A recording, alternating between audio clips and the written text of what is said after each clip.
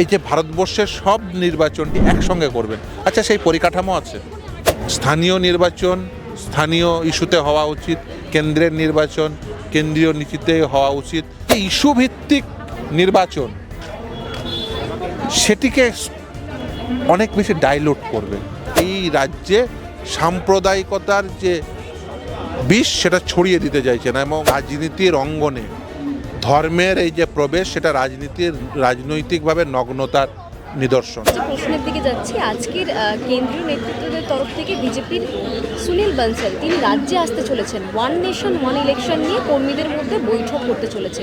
আমরা দেখেছি যে এই রাজ্যে ইলেকশন মানেই একটা খুনোখুনি ব্যাপারটা হয়ে যায়, আক্রান্ত হতে হয় একাধিক কর্মীদেরকে। সেক্ষেত্রে এই যে ওয়ান নেশন ওয়ান ইলেকশন, সেক্ষেত্রে কতটা এই ধরনের বিপদগুলোকে এড়ানো যাবে, এই ধরনের যে আক্রমণ সেই আক্রমণকে কতটা ঠেকানো যাবে? আমি দেখুন, ওয়ান নেশন ওয়ান ইলেকশন অর্থাৎ সমস্ত কিছুকে একমুখিতার দিকে নিয়ে যাওয়া, আমি এই যে গণতান্ত্রিক যে পরিসর সেটিকে খর্ব করবে বলে মনে করি। তার কারণ ধরুন, স্থানীয় সরকার নির্বাচনের যে ইস্যু আর কেন্দ্রীয় সরকার নির্বাচনের যে ইস্যু সেটা তার এক হতে পারে না। এছাড়াও কিছু আপনি যদি মনে করেন যে এই যে ভারতবর্ষের সব নির্বাচনটি একসঙ্গে করবেন, আচ্ছা সেই পরিকাঠামো আছে? আচ্ছা বলুন তো, যে ইলেকশন কমিশন তার নিজস্ব কোনো বাহিনী রয়েছে, তার নিজস্ব কোনো কর্মী বাহিনী রয়েছে? তাহলে ডিপেন্ড করতে হয় কিসের উপরে? ডিপেন্ড করতে হয় অন্যান্য সরকারি প্রতিষ্ঠানের কর্মীবৃন্দের উপরে। আপনি গোটা দেশে যদি ওই ওয়ান নেশন ওয়ান ভোট করতে যান, তাহলে আপনি বলতে পারেন যে এক সময় নেব আর এক জায়গায় নেব, আপনি করতেই পারেন, কিন্তু সেই কর্মী বাহিনী কি প্রস্তুত? এই যে ইস্যু ভিত্তিক নির্বাচন সেটিকে অনেক বেশি ডাইলুট করবে। স্থানীয় সরকারের নির্বাচনের ক্ষেত্রে একরকম ইস্যু থাকে, কেন্দ্রের সরকারের নির্বাচনের ক্ষেত্রে একরকম। এখন তারা কি আনতে চাইছেন যে সব কিছুতেই একদিকে, মানে একটা ভোট আপনি প্রেস করে আপনি বিজেপিকে, মানে কেন্দ্রীয় বিজেপিকে দিলেন আর ওই স্থানীয় ইস্যুতেও বিজেপিকে দিলেন, এটা হবে নাকি অন্য কিছু হবে? এটা কি ডিটারমিন্ড হয়েছে? বলতে পারেন আলাপ আলোচনার জায়গায় আছে, একটা ড্রাফট বিলের কথা বলতে পারেন। আজকে যাই বলুন না কেন, আমি মনে করি যে গণতন্ত্রে একমুখিতা গণতন্ত্রের স্পিরিটের বিরোধী। এই যে মাল্টি লেয়ার্ড গভর্নমেন্ট তৈরি হয়েছে, এ তো মানে আপনি বলতে পারেন জনগণের চাহিদা মেনেই। জনগণের চাহিদা কি? তারা তাদের স্থানীয় সরকারটিকে স্থানীয় ইস্যুতেই নির্বাচিত করবে। তারা মনে করেন যে জল বিদ্যুৎ এই স্থানীয় ইস্যুতে সবথেকে কর্মঠ যুবক যুবতী বা হোয়াটসঅ্যাভার যাকে মনে করবেন, বা বৃদ্ধ মানুষ যে কেউ হতে পারে, তাকে নির্বাচিত করবেন। আর পলিসি ডিসিশনের ক্ষেত্রে আইনসভার সদস্য হিসাবে যেখানে আইন তৈরি হবে সেক্ষেত্রে অন্য কাউকে নির্বাচিত করবে। সেই স্বাধীনতা কি জনগণ পেতে পারেন না? দাদা, এই যে বিরোধীরা বারবার বিজেপিকে কটাক্ষ করেছে যে বিজেপিরা নিজের স্বার্থের জন্য এটিকে পাশ করেছেন, ওয়ান নেশন ওয়ান ইলেকশন, সেক্ষেত্রে আপনি কি বলবেন এই বিষয়টি?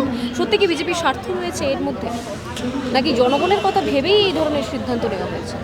দেখুন, আমি মনে করি ওই যে বললাম যে গণতন্ত্রে একমুখিতা কখনোই আইন হিসাবে প্রতিষ্ঠা করাটা সংখ্যার জোরে সেটা সঠিক নয়। এবং স্থানীয় নির্বাচন স্থানীয় ইস্যুতে হওয়া উচিত, কেন্দ্রের নির্বাচন কেন্দ্রীয় নীতিতে হওয়া উচিত, রাজ্যের নির্বাচনের ক্ষেত্রেও তাই।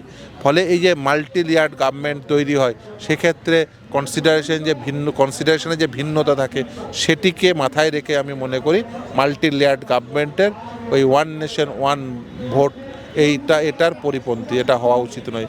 ওই মাল্টি লেয়ার্ড গভর্নমেন্ট থাকা উচিত, এবং সেই ক্ষেত্রে জনগণকে এই লিবার্টি দেওয়া উচিত। আমাদের দেশে রাইট টু রিকল নেই। আমাদের দেশে ধরুন সাপোজ লোকসভা ভোট হলো, লোকসভা ভোটের পরে ধরুন কিছুদিন পরে 1-1.5 বছর পরে পঞ্চায়েত ভোট হলো বা মিউনিসিপ্যালিটির ভোট হলো, তারপরে কিছুদিন পরে ধরুন রাজ্যসভার ভোট, রাজ্য সরকার তৈরি করার জন্য অর্থাৎ বিধানসভার ভোট হলো।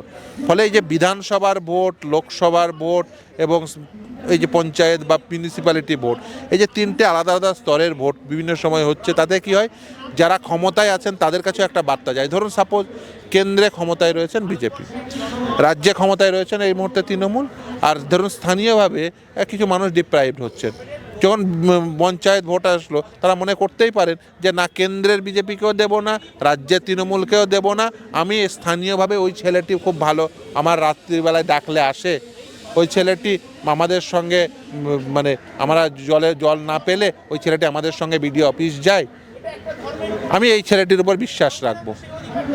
তাকে কি সেই জনগণকে সেই জনগণের সমষ্টিকে কি সেই বিশ্বাস রাখা থেকে আপনি বিরত রাখতে পারেন?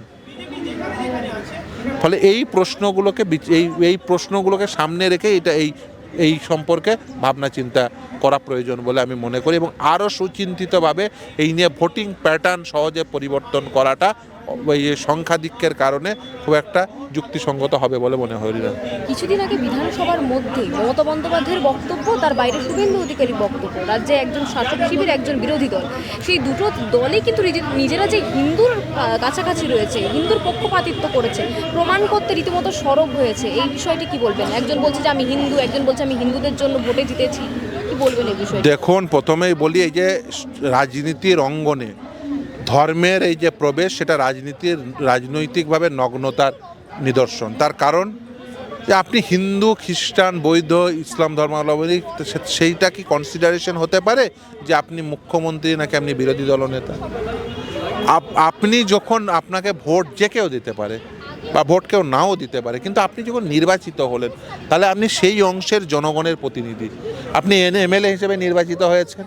আপনাকে ভোট যে কেউ দিতে পারে, ভোট নাও দিতে পারে কেউ, কিন্তু আপনি এমএলএ হিসাবে আপনি তো বলতে পারেন না, আপনার ধরুন এমএলএর ওই খুব স্বল্প পরিমাণই ফান্ড আছে, সেখান থেকে কোনো প্রজেক্ট আপনি বলতে পারেন যে ওই মানুষটি আমাকে ভোট দিয়েছে তাই সে ওই উপভোক্তা হবে, ওই প্রকল্পের উপভোক্তা শুধুমাত্র ওই মানুষটি হবে, অন্য মানুষটি হবে না, এটা বলতে পারবেন না, বলা উচিত নয়। তাহলে আপনারা এই যে কে কতটা হিন্দু, কে কতটা মানে হিন্দু ভক্ত, এটা দেখিয়ে আসলে যেটা করছেন সেটা হচ্ছে এই রাজ্যে সাম্প্রদায়িকতার যে বিষ সেটা ছড়িয়ে দিতে চাইছেন। এবং আমি মনে করি উভয়েই, যে দুটো নাম করলেন, উভয়েই এই সাম্প্রদায়িক রাজনীতি করতে চাইছেন। আমি এই সাম্প্রদায়িক রাজনীতিকে একেবারে স্পষ্ট ভাষায় নক্কারজনক বলে মনে করি।